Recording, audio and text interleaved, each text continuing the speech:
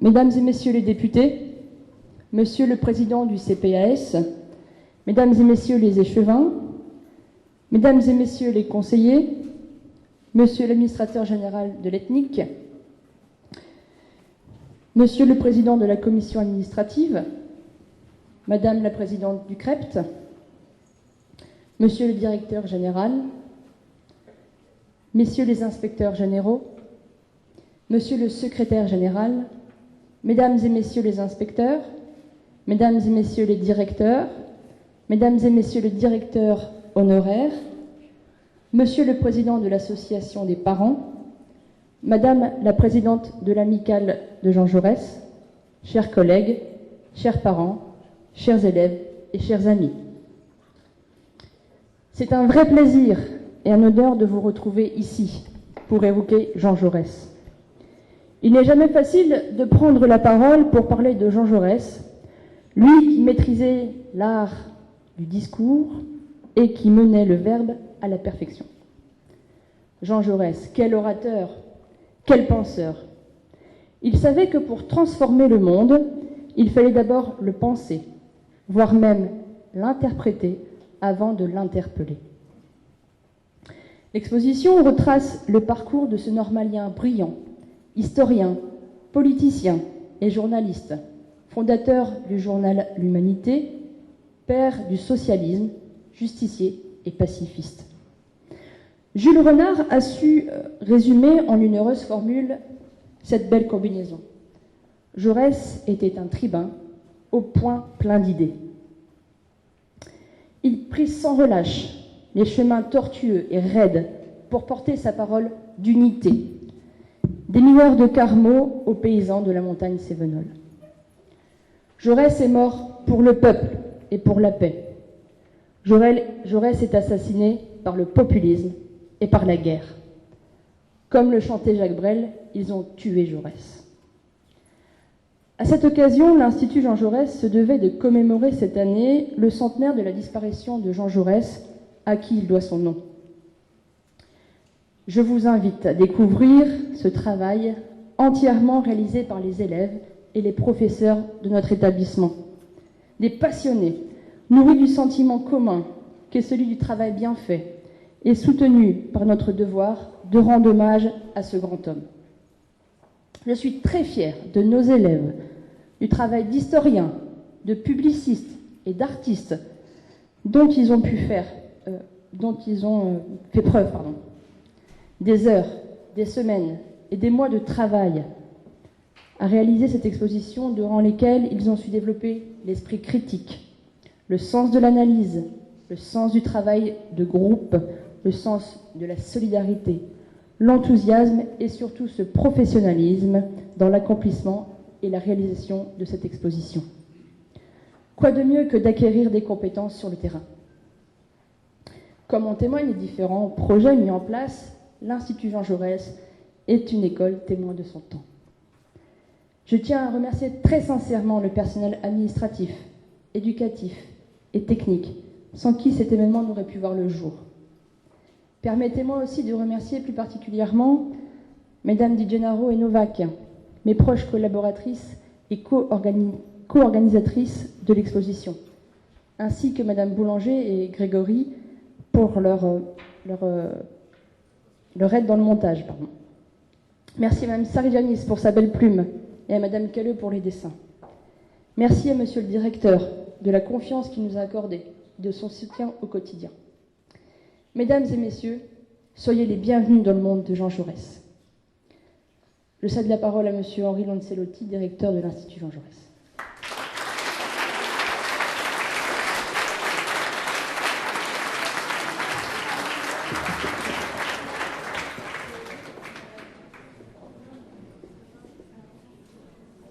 Madame la sénatrice du Nord de la France, Delphine Bataille, je dois excuser de nouveau Monsieur le Premier ministre, retenu pour des raisons que vous connaissez. Mesdames et Messieurs les députés, Monsieur le Président du CPS, Mesdames et Messieurs les échevins, Mesdames et Messieurs les conseillers, Monsieur l'administrateur général de l'Ethnique, Monsieur Pouleur, merci d'être présent, premier directeur de Jean Jaurès, Monsieur le Président de la Commission administrative, Yves Lardinois, Madame la Présidente du CREPT, Monsieur le Directeur général Alain Dizer, Mesdames et Messieurs les inspecteurs généraux, Monsieur le Secrétaire général, Mesdames, Messieurs les directeurs, Mesdames, Messieurs les directeurs honoraires, Monsieur le Président de l'association Parents, Monsieur Vadala, Madame la Présidente de l'Amicale, Laurence Blore, chers collègues, chers parents, chers amis, chers élèves, Mesdames, Messieurs, en vos titres et qualités. C'est un véritable plaisir, un honneur pour mes collègues et moi-même de vous accueillir aussi nombreux dans ce lieu qui, pendant quelques jours, a été théâtre de préparation et dans quelques instants sera figé dans l'histoire de notre univers qu'est entre autres l'Institut Jean Jaurès. C'est la célébration d'un double anniversaire qui nous réunit aujourd'hui. Le premier, de triste mémoire, est celui de l'assassinat de Jean Jaurès le 31 juillet 1914. Prélude au déclenchement de la Grande Guerre. Le 4 août, cette der des der que les médias ne cessent quotidiennement de nous faire revivre dans toute son horreur et sa barbarie, intacte 100 ans après. Jean Jaurès est mort au champ d'honneur de l'humanisme, de la démocratie, de la solidarité, de l'internationalisme ouvrier et de ce socialisme idéal pour lequel il donnait tout depuis près de 30 ans.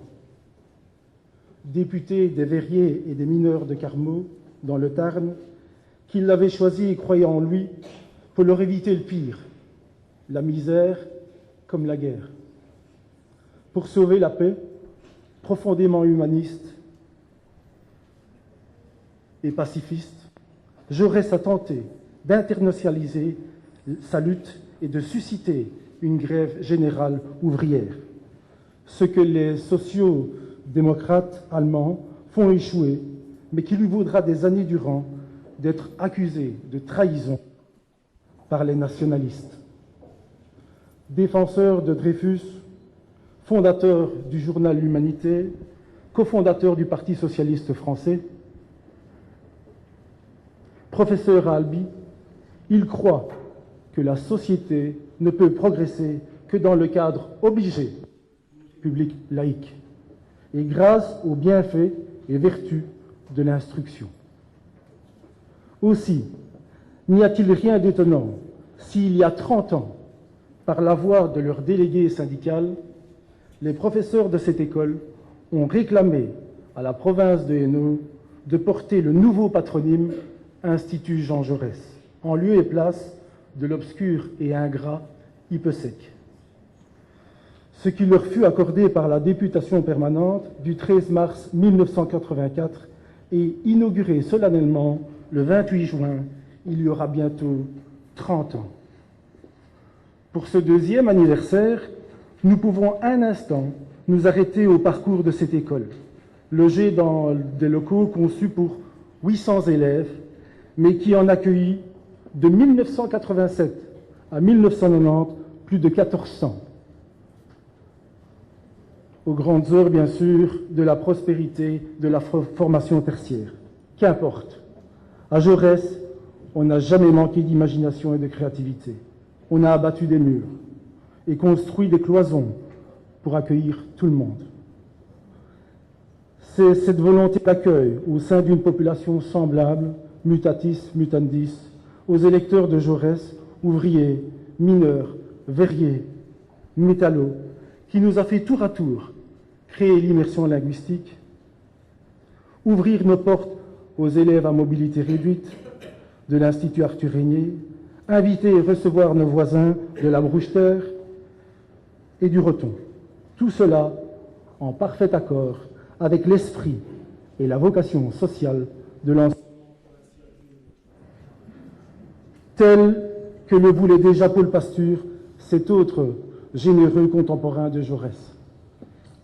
Aujourd'hui, pour nous adresser à chacun, nous sommes les initiateurs du projet Remédiatique, plateforme pluridisciplinaire où tous peuvent pêcher des remédiations et des exercices sur mesure. Nous continuons en innovant encore. Vous l'avez entendu, nous avons adapté nos plages horaires, c'est le P45, afin d'offrir à chacun ce qui lui convient dans cet espace-temps récupéré, de la remédiation ou des activités choisies et judicieusement encadrées. En septembre, débutera au premier degré le projet 12 semaines qui permettra aux jeunes élèves d'aborder le savoir en être responsables et actifs pour atteindre une assimilation cohérente. Demain, toujours dans le respect de la différence, de l'épanouissement et de la spécificité des besoins, nous nous efforcerons d'adapter les modèles retenus par la province de Hainaut parmi ceux que nous venons de découvrir au Québec. Fidèle à notre généreuse d'ouverture au monde et en adéquation avec notre époque, pour être digne de Jaurès. Avant de céder la parole à M. Yves Lardinois, président de la commission administrative et député provincial, je me dois de féliciter l'ensemble de mes collègues qui ont œuvré sans relâche pour la création et la réalisation de cette exposition, bien sûr de très haute qualité.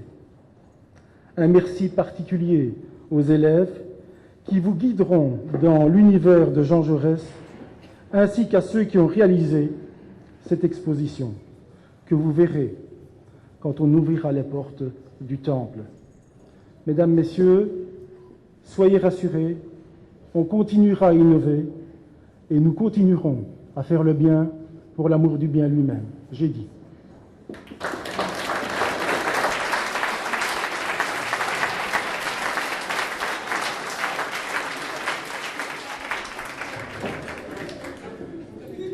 Mesdames, Messieurs, je vais être plus court en vos titres et qualités. On ne va pas recommencer à citer tout le monde, ce sera quand même beaucoup plus rapide. Mais je vous remercie d'être venus si nombreux. Et moi, je vais peut-être un peu axer ma prise de parole. Ce sera très court, ne vous inquiétez pas, parce que j'en vois qui ont déjà soif pour le drink après. Donc ça va être très court. Mais je vais axer ma petite intervention sur l'importance des étudiants, des élèves qui sont là, puisque je les ai vus, j'ai discuté un peu avec eux en entrant, et je suis sûr qu'ils ont fait, d'ailleurs ils sont en train de paniquer, ils sont tout blancs. Ils ont fait un travail énorme ici au sein de l'école pour vous proposer cette exposition. Je crois, j'ai discuté avec leur professeur tout à l'heure, ça fait quelques mois, de nombreux mois qui sont sur le sujet. Donc pour eux, aujourd'hui, c'est quand même une journée extraordinaire. J'ai l'habitude d'employer extraordinaire, mais c'est vraiment une journée extraordinaire de pouvoir nous accueillir. J'espère que d'ici la fin des petits discours, les panneaux qu'ils ont montés ne tomberont pas, parce que pour eux, ce serait vraiment une catastrophe. Et non, je voulais vraiment insister, puisque c'est un projet d'école. Et donc, c'est vrai, quand on parle avec les étudiants en général, on leur parle du cours d'histoire. Mon Dieu, le cours d'histoire, c'était mon cas d'ailleurs quand j'étais étudiant. Le cours d'histoire, c'est quelque chose de barbant. Et donc ici, les professeurs d'histoire ont su, par cette exposition, par de nombreuses animations, rendre ce cours-là intéressant. Et donc, quand on voit les mines épanouies de tous ces étudiants, tous ces élèves de Jean Jaurès qui ont participé, on se dit que les professeurs ont réussi à faire passer le message, et donc je les remercie, parce que il y a peut-être là-dedans des élèves qui vont en prendre bonne note et qui vont poursuivre dans certaines directions. Donc merci beaucoup aux enseignants qui ont pu dynamiser, mais c'est vrai que c'est une école ici qui chaque année innove, et donc chaque année, vous avez vu ceux qui suivent un peu la presse, à la rentrée scolaire, c'est toujours à Jean Jaurès que je viens, parce qu'il y a toujours une nouveauté. Et donc, je me dis, il faut quand même qu'on aille médiatiser la nouveauté. Et la première qui m'avait fait plaisir, et c'est d'ici, c'est dans cette école, en plus, c'est ça que j'ai quand même un attachement incroyable à cette école, c'est dans cette école que j'ai, pour la première fois, entendu le précédent directeur, lors d'une visite du ministre de l'Éducation, qui était à l'époque Madame Arena, et qui a sorti, puisqu'ils font de l'intégration des personnes porteuses de handicap. Et c'est ce jour-là que j'ai entendu Monsieur Mancia, pardon, qui disait, ben voilà, nous sommes tous des personnes ordinaires et ce sont des personnes extraordinaires que nous accueillons dans l'école. Et depuis lors, ben, le mot est resté, on l'a lancé. Et donc, ça vient pas de moi, ça vient de Monsieur Mancia qui l'a dit ici dans une des classes. J'ai trouvé que c'était tellement beau qu'il fallait. Et donc, voilà un peu aussi, quelque part, mon attachement à l'Institut Jean Jaurès. Encore une fois, félicitations à tout le monde. En partant, je partirai par des élèves, par les professeurs et la direction pour avoir monté cette exposition et pour le dynamisme qu'ils rencontrent, puisque ben, ils ne restent pas dans leur mur non plus. Hein. Je vois qu'il y a d'autres directions d'écoles qui sont là, les collaborations inter-écoles sont importantes, et notamment avec d'autres réseaux aussi. La communauté française, il y a des interactions. J'ai entendu tout à l'heure, quand je parlais avec les étudiantes, qu'il y en avait qui étaient en dernière année d'immersion, donc on est arrivé au bout des premiers qui sont arrivés, donc il y en a qui vont sortir. J'ai essayé de parler un peu avec eux, ils ne m'ont pas compris, donc à mon avis c'est qu'eux parlent bien.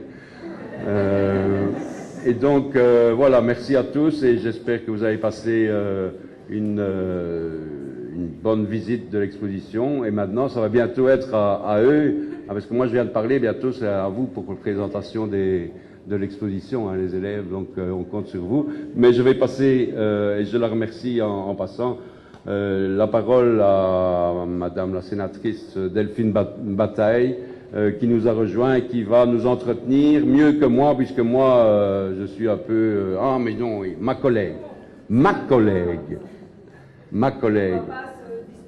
Mais non, c'est moi, mais vous savez bien, comme je ne prends pas de notes, hein, je deviens un peu... Et donc, je remercie Annie Tollet, ma collègue, c'est elle qui a l'enseignement en charge, l'enseignement secondaire, et donc je la remercie d'être venue jusqu'ici, parce que dans une période ainsi chaude, avec les candidatures le 25, il y a quand même des choses qui se passent. Je la remercie d'avoir pu venir nous rejoindre venant de Mons, et je lui cède volontiers la parole. Merci Annie.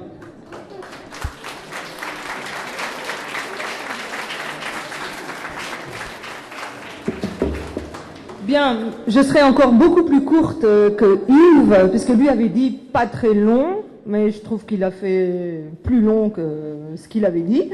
Mais, mesdames, mesdemoiselles, messieurs, surtout chers élèves, vous dire combien je suis ravie d'avoir pu vous rejoindre dans un agenda qui est super chargé. Mais Yves faisait référence à la visite de notre ministre de l'enseignement de l'époque, Marie Arena. Je ne sais pas si tu t'en souviens, Yves, mais j'étais déjà à tes côtés, puisque c'était un grand projet que l'intégration des personnes extraordinaires dans l'enseignement obligatoire.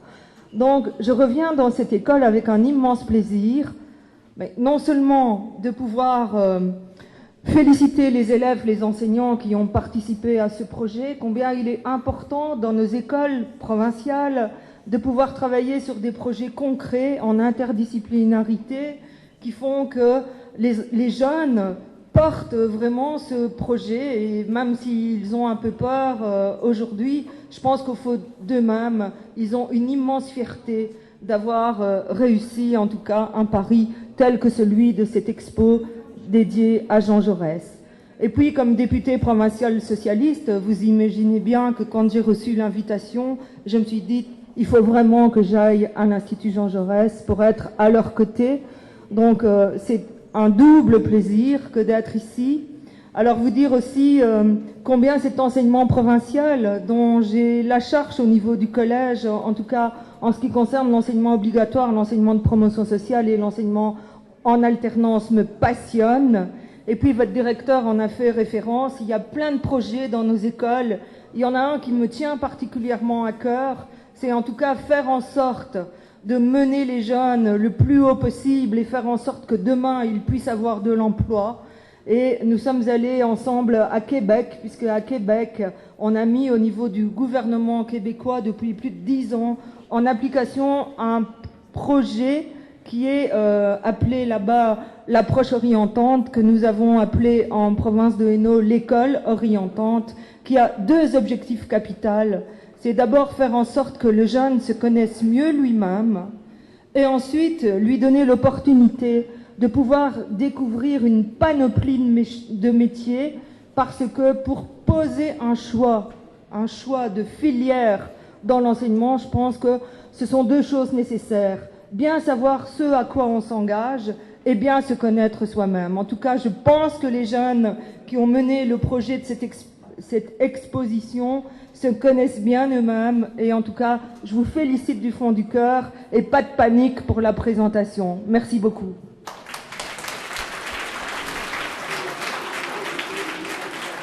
Et je cède maintenant la parole à la sénatrice du Nord, Madame Delphine Bataille.